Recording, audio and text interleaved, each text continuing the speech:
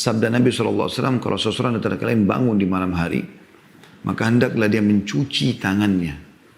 Karena dia tidak tahu tangannya itu ya, sudah dia letakkan di mana pada saat dia tidur.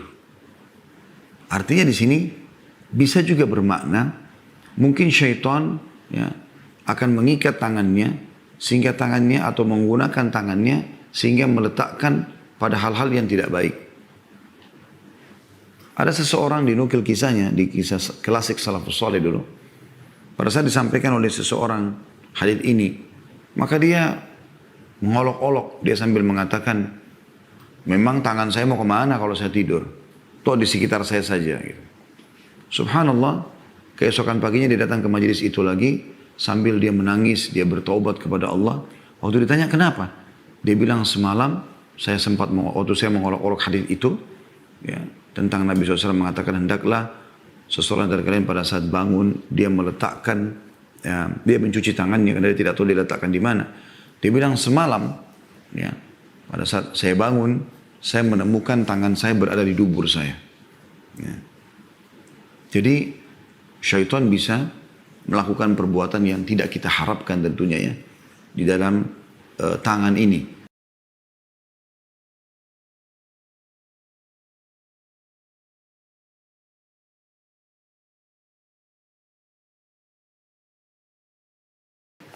Baik teman-teman sekalian, kita akan masuk, tentu saya tidak bacakan semua hadisnya, karena ini hanya mengingatkan saja.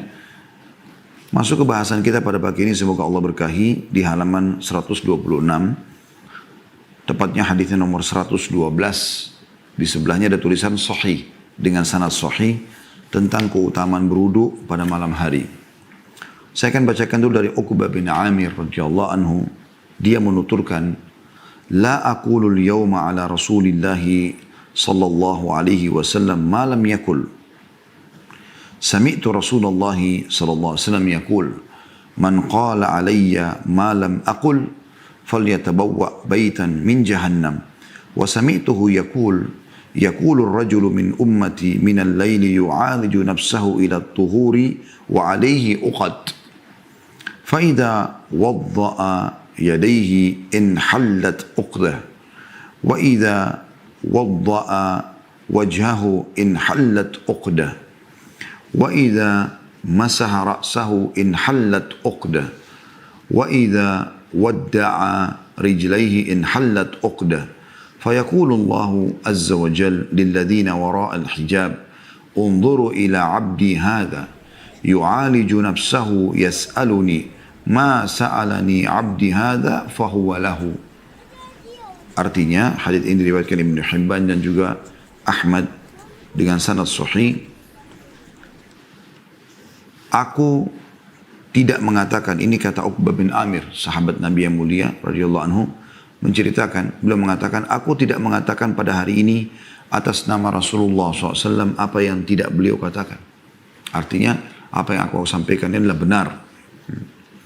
Aku mendengar langsung Rasulullah SAW bersabda, barang siapa yang mengatakan atas namaku apa yang tidak aku katakan, maka hendaklah dia menempati sebuah rumah di neraka Jahannam.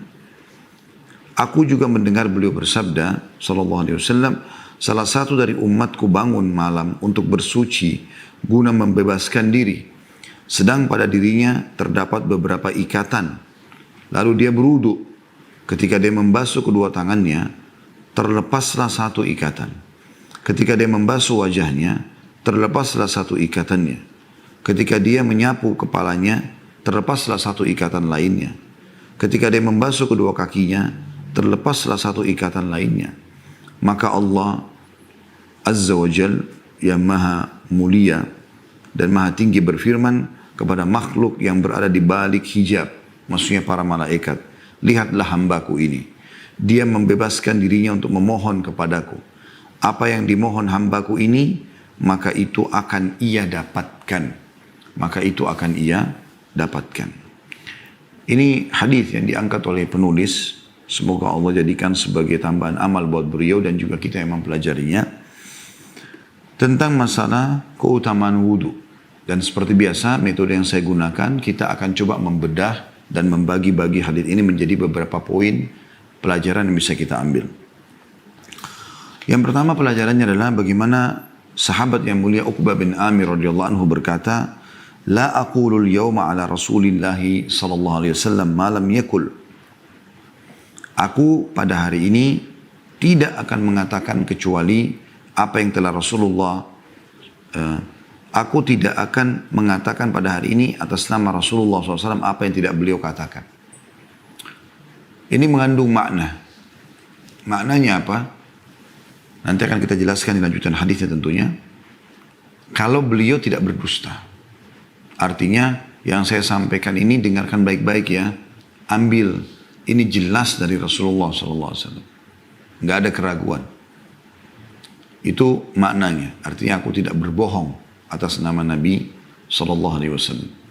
Juga masuk dalam makna di sini pelajarannya adalah Uqbah bin Amir ingin menitik beratkan dan menjelaskan kalau beliau adalah salah satu sahabat Rasulullah SAW yang benar-benar hadir dan mengetahui apa yang diucapkan. Terbukti setelah itu beliau mengatakan, aku mendengar Rasulullah SAW bersabda. Ya. Jadi bahasa-bahasa seperti ini, aku mendengarkan Rasulullah SAW, aku melihat Rasulullah SAW, aku berinteraksi langsung, ya, menjabat tangan misalnya, satu tunggangan, ya. Ini adalah tingkatan-tingkatan hadis yang sangat kuat. Artinya secara langsung, tidak melalui orang lain. Dan ini menandakan memang beliau ingin menitik beratkan, saya ini salah satu sahabat Nabi. Dan saya dengar langsung apa yang beliau sampaikan, yang akan saya sampaikan pada kalian. Maka dengarkan baik-baik, ambillah pelajaran darinya. Dan ini juga pelajaran lain bagi para penuntut ilmu. Harusnya hati-hati tentunya. Manusia bisa saja salah ya. Kalau dia tidak sengaja insya Allah, masuk dalam hadis Nabi SAW, diangkat dari umatku. Ya, lupa, kebodohan. Orang tidak sengaja. Dia bicara Rasulullah bersabda tapi ternyata tidak gitu kan, mungkin dia pernah dengar, dia tidak sengaja, bukan dia maksudkan. Maka insya Allah ini masih lebih aman, yang penting dia kembali, pada saat diingatkan ini tidak benar loh, maka dia kembali misalnya. Tapi secara umum teman-teman, kalau anda tidak punya ilmunya jangan berbicara. Karena memang kalau orang berbicara tanpa ada ilmu, dikhawatirkan malah keliru ya. Makanya Uqbah bin Amir memastikan, saya dengar langsung. Ini bukan gosip, ya. Bukan berita-berita yang tidak benar. Sebagaimana di zaman kita sekarang luar biasa. Banyak sekali orang melanggar poin ini ya.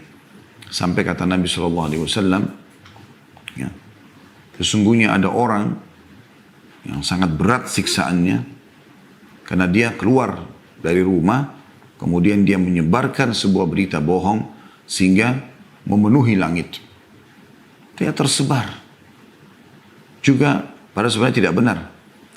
Juga hadis yang lain menjelaskan, kata Nabi SAW, ya, seseorang itu terus saja berdusta sampai dia dicatat sebagai seorang pendusta. Jadi seseorang harus hati-hati, memastikan sumbernya, kemudian dia menyampaikan. Kecuali memang anda yakin sekali, anda sudah dengarkan, tapi ternyata satu waktu terbukti itu keliru dan anda menarik kembali itu, maka insya Allah ini bagian daripada keadaan para penuntut ilmu. Kita tahu imam madhab saja, Imam Abu Hanifah yang dikenal dengan madhab Hanafiyah, Imam Malik dengan madhab Malikiyah, Imam Syafi'i dengan madhab Syafi'iyah, Imam Ahmad dengan madhab Hanabilah, ya, atau istilah Hanabilah. Mereka dalam buku-buku fikih disebutkan ini pendapat lama, ini pendapat baru. Karena memang mereka tadinya berijtihad, ternyata mereka temukan dalil yang lebih kuat lalu mereka mengganti pendapatnya. Kan seperti itu. Maka ini salah satu ciri penuntut ilmu. Bukan dia sengaja salah, tetapi kalau dia keliru tanpa dia sengaja dan sampai padanya hujjah atau argumentasi yang benar, maka dia menerimanya dan mengubah pendapat yang dia sampaikan. Saya pernah berbicara soal ini dengan guru kami, semoga Allah jaga beliau, Dr. Shalih Suhaimi hafizahullah di Madinah, tentang masalah saya pribadi pernah menyampaikan sesuatu yang saya yakin itu adalah benar. Ternyata ada beberapa jazakumullah khair di antara teman-teman kita dai, ustadz, semoga Allah jaga mereka, mengingatkan saya. Ini Khalid ada kekeliruan begini dan begini. sepertinya ada pendapat begini dan begitu misalnya. Maka saya terima dan saya mengubahnya. Tetapi sebagian orang ada yang memblow up itu seakan-akan itu sudah satu kekurangan dan kesalahan. Saya sempat konsul sama beliau, saya mengatakan terjadi seperti ini. Dia bilang subhanallah, seluruh penuntut ilmu mengalami itu. Tidak mungkin ada penuntut ilmu semuanya benar dia. Pasti akan ada kelirunya. Yang penting bukan dia sengaja. Lalu beliau berikan contoh, dia bilang saya saja pernah berpendapat dengan satu pendapat. Kemudian saya berpegang sekian tahun dengan pendapat itu. Setelah saya diskusi dengan beberapa teman-teman, para ulama di Madinah, ternyata mereka menyampaikan kepadaku pendapat yang lain dengan dalil yang lebih kuat. Maka saya pun mengiklankan dan menyampaikan atau meluruskan apa yang sudah saya sampaikan yang lalu. Seperti itulah. Ini pelajaran penting yang kita ambil dari penuturan Uqbah bin Amir radhiyallahu anhum. Potongan pertama. Potongan keduanya dari hadits adalah dia mengatakan, "Man qala alayya ma lam aqul falyatabawwa baitan min jahannam." Bahwasanya Rasulullah SAW bersabda, dia mendengarkan langsung Uqbah, barang siapa yang mengatasnamakan atau mengatakan atas namaku apa yang tidak aku katakan, maka hendaklah dia menempati sebuah rumah di neraka jahanam. Di sini pelajaran yang kedua dari hadis tentang masalah pentingnya seseorang berhati-hati dalam menyampaikan qala Rasulullah sallallahu alaihi wasallam. Rasulullah sallallahu alaihi wasallam bersabda. Usahakan apa yang dia sampaikan, dia pastikan tentang sumbernya semaksimal mungkin. Ya. Dan ini salah satu sebab kenapa saya sekarang lebih banyak mengkaji kitab selain memang menjadi rujukan yang baik, gitu kan. Dalam arti kata pelajaran akan terus continue melanjutkan sampai selesai kitab yang lain. Dan alasan yang lain adalah jelas dalilnya. Kita bukan hanya sekedar mendengarkan saja berita gitu. Tapi kita mengatakan misalnya hadits ini diriwayatkan oleh fulan. Ya, bahkan di beberapa kitab itu disebutkan nomor-nomornya. Ya, nomor-nomornya. Sehingga memang hadis-hadis yang kita sampaikan pasti gitu. Ya, kalaupun ada kekeliruan dan kita sudah coba beristihad seperti ini, maka akan kembali kepada si penyusun tentunya. Gitu kan. Di sini juga diambil pelajaran teman-teman sekalian. Ancaman berat sekali bagi orang yang sengaja dusta atas nama Nabi SAW. Sengaja dusta ya. Dia mengatakan Rasulullah SAW bersabda, padahal sebenarnya tidak. Nah ini kalau di dalam ilmu mustalah hadis dikenal dengan hadis maudhu, hadis palsu. Nabi SAW tidak pernah bicara, sampaikan lalu dia sampaikan. Kalau ada orang secara sengaja, sekali lagi, dia mengatakan Rasulullah SAW sebenarnya tidak. Bukan tadi yang saya mengatakan, misalnya dia tidak tahu, dia cuma pernah datang dalam suatu majelis, dia dengarkan. Dia pikir ini orang bisa dipercaya sebagai ustadz atau siapa. Kemudian dia menyampaikan kembali masalah itu. Maka di sini teman-teman sekalian, ya, dia tidak bersalah karena dia mungkin dengan keyakinannya bisa misalnya dia hadir dalam suatu majelis, kemudian dia sampaikan kepada istri dan anaknya pada saat pulang, lalu anaknya sampaikan lagi kepada teman-temannya misalnya. Ya. Ternyata berjalan berapa waktu dia baru tahu kalau itu keliru misalnya. Ya. Seperti itulah. Ya. Saya pernah bicara dengan seorang teman saya, seorang da'i, Masya Allah, semoga Allah jaga beliau. Dia termasuk ngurus penerbitan dan dia bilang, disebutkanlah seorang ulama yang hidup di zaman kita sekarang. Ya. Syekh Fulan punya buku. Tapi setelah kita telusuri ternyata ada beberapa hadis yang beliau sebutkan, itu ternyata hadis yang lemah. Jadi tidak semuanya hadis yang sahih. Karena setelah diteliti dengan buku-buku yang lain, ternyata ini adalah hadis yang lemah, gitu kan. Bahkan mungkin belum bisa dipakai. Tapi subhanallah, itu fitrah manusia. Karena beliau tidak bermaksud untuk itu, maka tidak ada masalah. Beliau tidak bermaksud, maka tidak ada masalah ini. Ya, dan asal sampai pada beliau kebenaran, beliau kembali. Seperti itulah. Tapi di sini ancaman sangat jelas ke dalam api neraka bagi orang yang sengaja. Ya. Itu yang kita ambil potongan dari hadis. Ya. Kurang lebih yang kedua. Ya.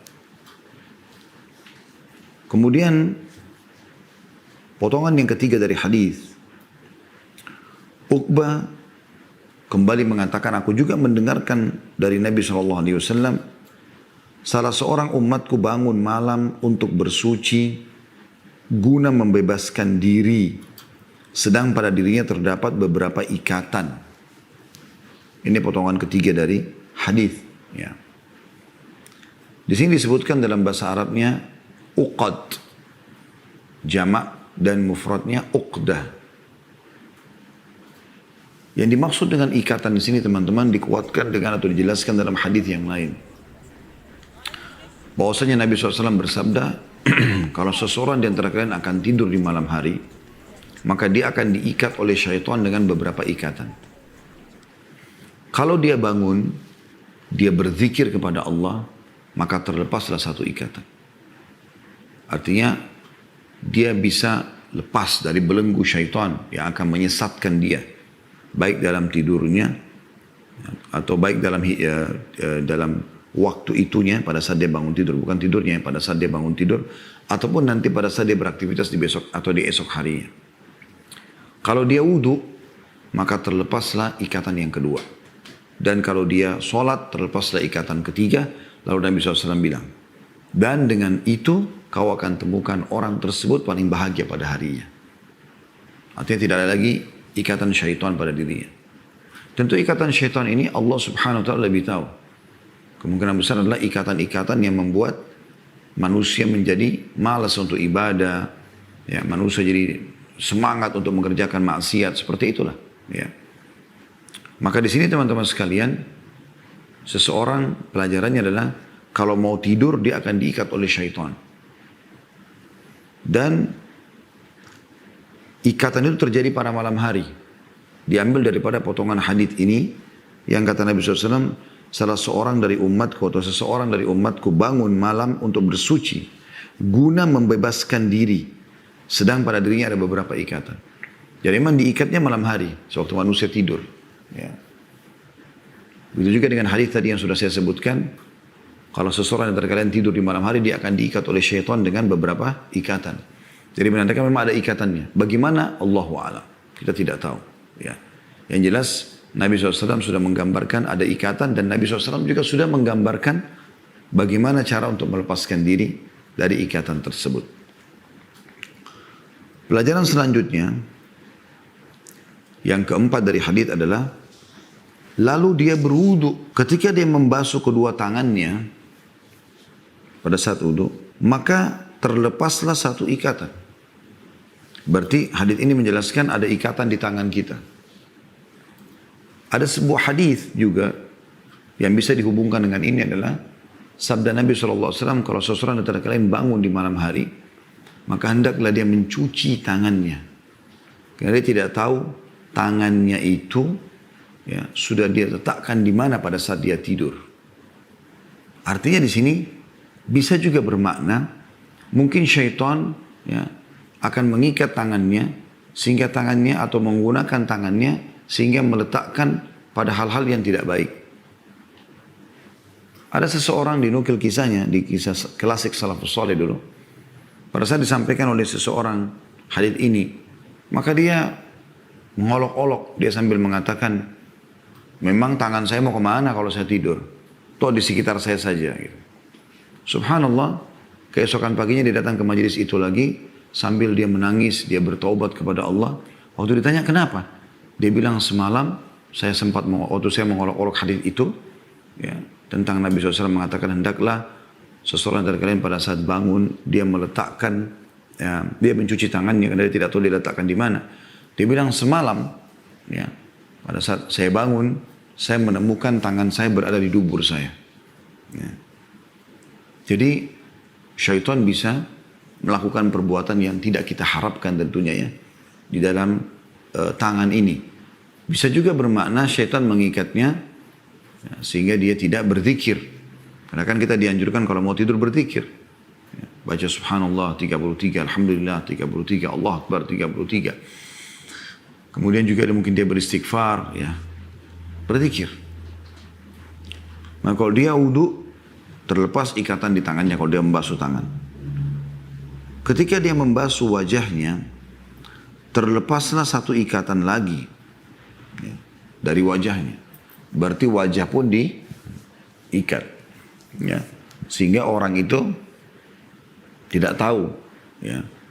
Dia tertidur, apa yang akan terjadi. Bahkan kadang-kadang dia biasa mimpi syaitan. Ya.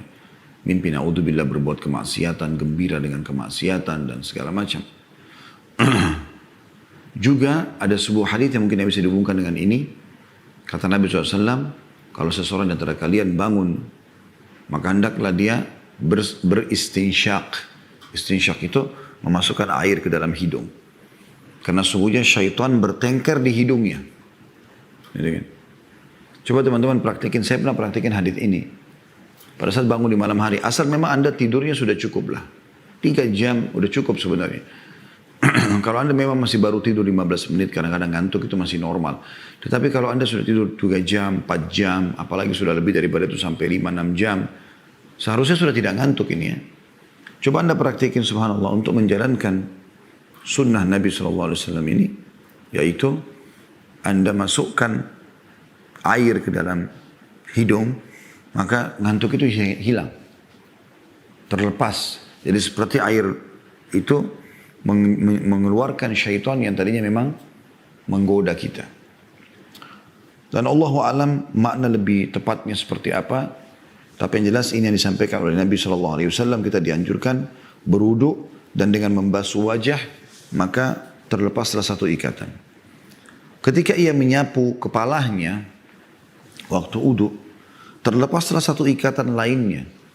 Sehingga pikiran-pikiran negatifnya juga hilang. Ya, seperti itu. Kemudian ketika dia membasuh kedua kakinya, terlepaslah satu ikatan lainnya. Berarti ini ikatan yang keempat ya. Tangan yang pertama, wajah yang kedua, kepala yang ketiga, kaki yang keempat. Maka terlepas pula ikatan yang ada di kakinya tadi. Sehingga dia tidak melangkah kecuali kepada tempat-tempat yang baik saja. Ini potongan yang kita ambil dari hadis ya, tepatnya potongan yang keempat ya, atau keempat ya. Potongan ketiga dari hadis ya. Potongan keempatnya dari hadis adalah, maka Allah Azza wa Jalla berfirman kepada makhluk yang berada di balik hijab atau para malaikat. Apa yang dimaksud dengan di balik hijab adalah manusia tidak bisa melihat mereka. Allah masih tutupin. Sebagaimana Allah juga ya, tidak membiarkan makhluknya melihatnya. Kecuali nanti di akhirat. Allah berfirman kepada para malaikat dan ini mengisbatkan tentang sifat bicaranya Allah. Sebagaimana juga Allah berfirman di ayat yang lain tentang Musa alaihissalam. A'udzu billahi minasyaitonir rajim wa kallama Allah Musa taklima. Dan Allah mengajak bicara Musa secara langsung. Ya. Begitu juga dengan hadis Nabi SAW telah datang kepadaku Tuhanku semalam, gitu kan. Lalu berkata kepadaku, hai Muhammad, apakah engkau tahu ya, padahal apa yang para malaikat di langit berbicara, berbincang-bincang. Nanti insya Allah akan kita sebutkan hadisnya itu dalam masalah keutamaan wudhu ya. Di sini Allah Subhanahu wa taala berbicara dengan nabinya Muhammad sallallahu wa ala alihi wa sahbihi wasallam, sebagaimana juga sudah masyhur kasus Isra dan Mi'raj. Pelajaran yang kelima adalah perkataan Allah kepada malaikat, lihatlah hambaku ini, dia membebaskan dirinya untuk memohon kepadaku. Dia bangun di malam hari ini, dia sengaja berwudu untuk membebaskan diri dari godaan syaitan. Maka apa yang dimohon hambaku ini, apa yang dia minta pada malam ini, maka itu akan ia dapatkan. Artinya dengan dia bangun tengah malam, kemudian dia berwudu, ya, maka akan diijabah doanya. Ada sebuah hadis yang lain yang berbunyi, kata Nabi SAW, siapa yang terkaget di malam hari, kemudian dia membaca La ilaha illallah wahdahu la syarikalah. Lahul mulku wa lahul hamdu wa huwa ala kulli syai'in qadir. Tidak ada Tuhan yang berhak disembah kecuali Allah. Tidak ada sekutu bersamanya. Dan dia mampu mengerjakan apapun yang dia inginkan. Kemudian subhanallah, walhamdulillah, wa la ilaha illallah, wallahu akbar. Maha suci Allah. Segala puji bagi Allah. Tidak ada Tuhan yang berhak disembah kecuali Allah. Allah maha besar. Wala hawla wala quwata illa billah al-aliyyil azim. Tidak ada daya dan kekuatan kecuali milik Allah yang maha tinggi juga yang maha mengetahui. Lalu dia membaca Allahumma gfirli. Ya Allah maafkanlah aku. Atau ampunilah aku. Kecuali akan dibersihkan dosa-dosanya. Kalau dia berdoa akan diijabah. Kalau dia sholat akan diterima. Nah, jadi memang kalau kita lihat dari keseluruhan hadis-hadis ini, kita diperintahkan untuk bangun di malam hari. Dan ini juga sejalan dengan hadis, kalau tertinggal sepertiga malam, Allah Azza wa Jalla turun ya, ke langit bumi. Sebagaimana nanti akan ada dalam bab setelahnya ya, keutamaan berdoa dan sholat pada malam hari. Tapi ini tidak kita bahas pada kesempatan sekarang. Kita akan fokus membahas hadis ini. Baik teman-teman sekalian, saya akan coba menambahkan informasi berhubungan dengan masalah judul kita ini, yaitu masalah keutamaan wudhu. Ya. Agar harapan kami setelah selesai pengajian kita ini, teman-teman bisa lebih fokus selalu wudhu, selalu dalam keadaan wudhu, baik di malam hari atau di siang hari. Ya, begitu batal wudhu lagi. Dan beberapa hal yang harus Anda perhatikan dalam masalah wudhu. Yang pertama adalah selalu mulai dengan mengucapkan Bismillah. Bismillah. Al-Mundhiri dalam kitab beliau At-Targhib wa Tarhib menyebutkan di dalam bab khusus ancaman meninggalkan tasmiyah pada wudhu secara sengaja. Di nomor 202 dengan sanad hasan li ghairihi dari Nabi SAW, la wudu'a liman lam yusammillah. Tidak ada wudu bagi orang yang tidak menyebut nama Allah. Dan ini memberikan isyarat kepada kita tidak sahnya wudu dengan tanpa bismillah. Banyak orang tergesa-gesa, langsung saja buka keran, langsung wudu. Padahal di sini dikatakan tidak ada wudu bagi orang yang tidak menyebut nama Allah. Di dalam riwayat yang lain juga Nabi SAW bersabda, la salata liman la wudu'a lah, wa la wudu'a liman lam yadhkur ismallahi alaih. Tidak ada solat bagi yang tidak mempunyai wudu, dan tidak ada wudu bagi orang yang tidak menyebut nama Allah atasnya. Maka perhatikan baik-baik, selalu baca Bismillah. Ya. Ini yang harus Anda garis bawahi tentunya. Dan kedua hadits ini disebutkan oleh Mundhir dalam kitab At-Targhib wa Tarhib dan ditashihkan atau disahihkan oleh Syekh Albani. Dan hadits yang kedua tadi ini yang saya bacakan adalah hadits riwayat Ahmad, Abu Dawud, Ibnu Majah, At-Tabarani dan Al-Hakim juga. Dan Hakim memastikan sanadnya sahih. Artinya harusnya kita membaca basmalah. Membaca basmalah. Orang kalau sering berwudu, teman-teman, atau yang kedua, Anda harus memperhatikan tata cara wudu yang benar. Tata cara wudu yang benar. Dan ini harus diperhatikan baik-baik. Karena Nabi SAW memastikan kalau wudu itu harus seperti yang diperintahkan. Tidak boleh tidak. Dan kalau seandainya Anda berwudu seperti yang dianjurkan dan dicontohkan oleh Nabi SAW, maka Anda akan mendapatkan keutamaan, yaitu dosa-dosa Anda akan dibersihkan oleh Allah Subhanahu wa ta'ala. Masih hadits yang diangkat oleh Al-Mundhiri dalam kitab At-Targhib wa Tarhibnya di nomor 184, dan ini sahih di ghairihi sanadnya, bahwasanya dari Uthman bin Affan radhiyallahu anhu, beliau pernah meminta air, lalu beliau berwudu, kemudian tertawa. Lalu dia berkata kepada orang-orang di sekitarnya, Ala tas'aluni ma adhakani. Tidakkah kalian bertanya kepadaku, kenapa aku tertawa atau apa yang membuatku tertawa? Faqalu ma adhakaka ya amiral mu'minin. Maka orang-orang di sekitarnya pun berkata, memang apa yang membuat anda tertawa ya pemimpin orang-orang beriman? Ini di zaman khilafahnya beliau ya. Qala ra'aitu Rasulullah sallallahu alaihi wasallam tawadda'a kama tawadda'tu. Aku telah melihat Rasulullah SAW berwudu sebagaimana aku berwudu. Atau aku telah melihat Rasulullah SAW berwudu sebagaimana aku berwudu ini. Thumma dahiqa. Faqal. Kemudian beliau tertawa sambil bersabda. Ala tas'aluni ma adhakaka. Tidakkah kalian bertanya kepadaku, kata Nabi SAW, kenapa engkau tertawa? Faqalu. Maka kami pun para sahabatnya bertanya. Ma adhakaka ya Rasulullah. Apa yang telah membuat anda tertawa wahai Rasulullah? Faqala sallallahu alaihi wasallam, maka Nabi SAW bersabda, innal abda idza da'a biwudu faghasala wajhahu hatta Allahu anhu kulla khati'atin asabaha biwajhi. Ketahuilah bahwasanya seorang hamba kalau dia melakukan wudu kemudian dia membasuh wajahnya, maka Allah pun akan menjatuhkan semua dosa yang telah ada di wajahnya.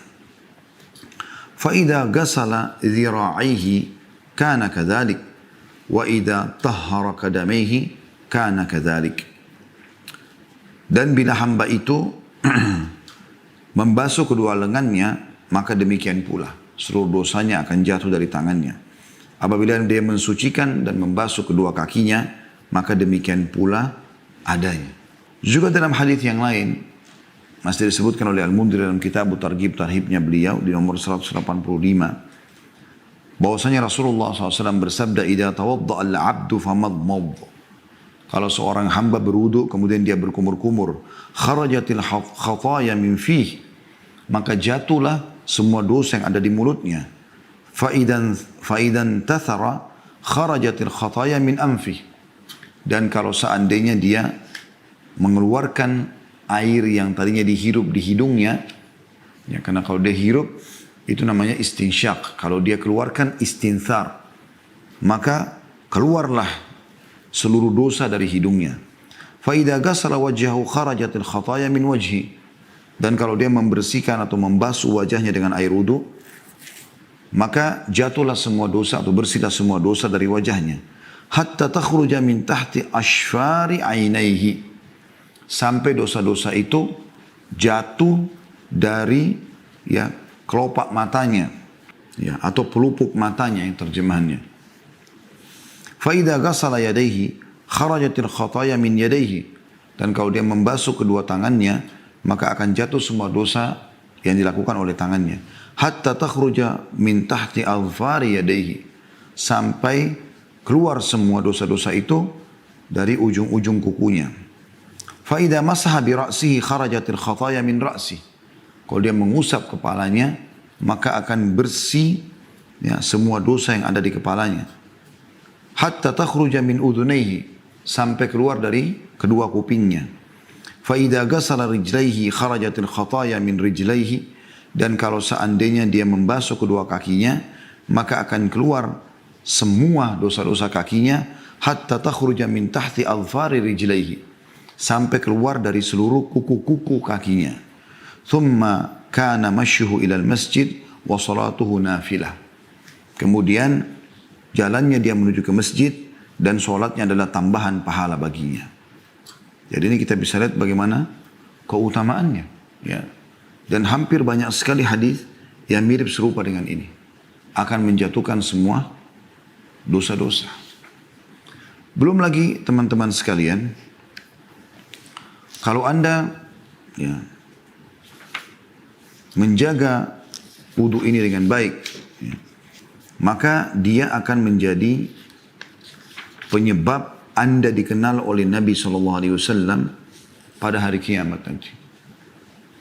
Di dalam sebuah hadis juga disebutkan oleh Mundhiri di nomor 177, masih dalam masalah wudu, bahwasanya Abu Hurairah berkata, radhiyallahu anhu, satu hari pernah Rasulullah SAW mendatangi kuburan. Lalu beliau berkata di depan kuburan itu, Assalamualaikum dara qaumin mu'minin. Semoga kesejahteraan diberikan kepada kalian wahai penghuni negeri orang-orang beriman. Kuburan maksudnya. Wa inna insyaallah bikum min qaribin lahikun. Dan kami waktu dekat insyaallah akan menyusul kalian.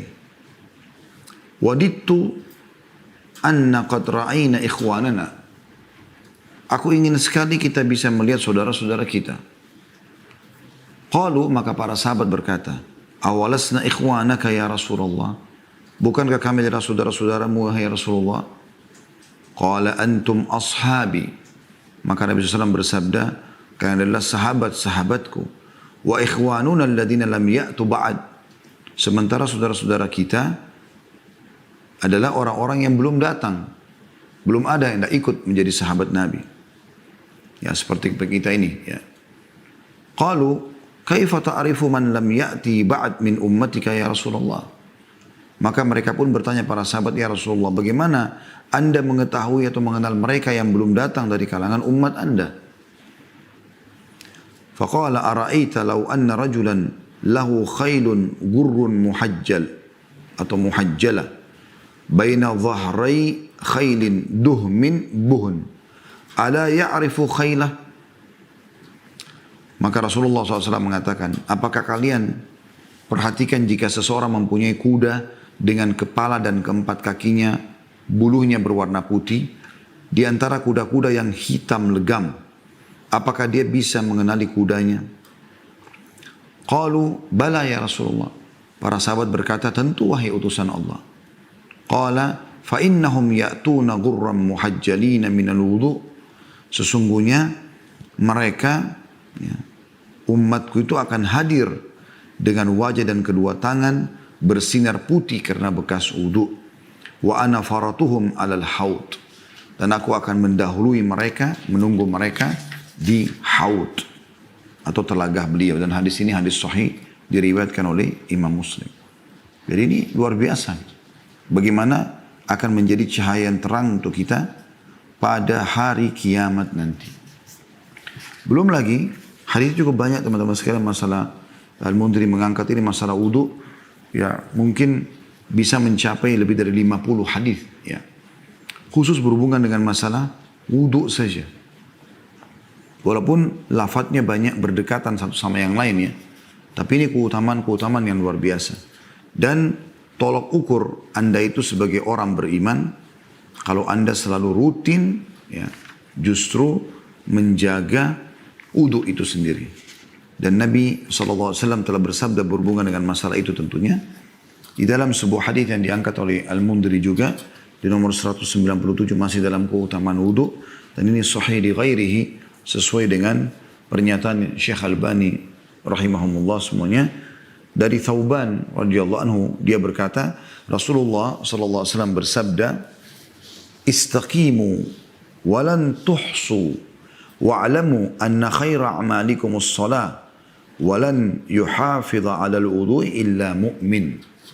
Artinya, beristiqomalah kalian dan kalian tidak akan mampu menghitung pahala. Lakukan saja. Allah akan berikan balasan yang sempurna. Dan tidak usah kalian hitung-hitung pahalanya berapa, karena kalian tidak akan mampu hitung itu.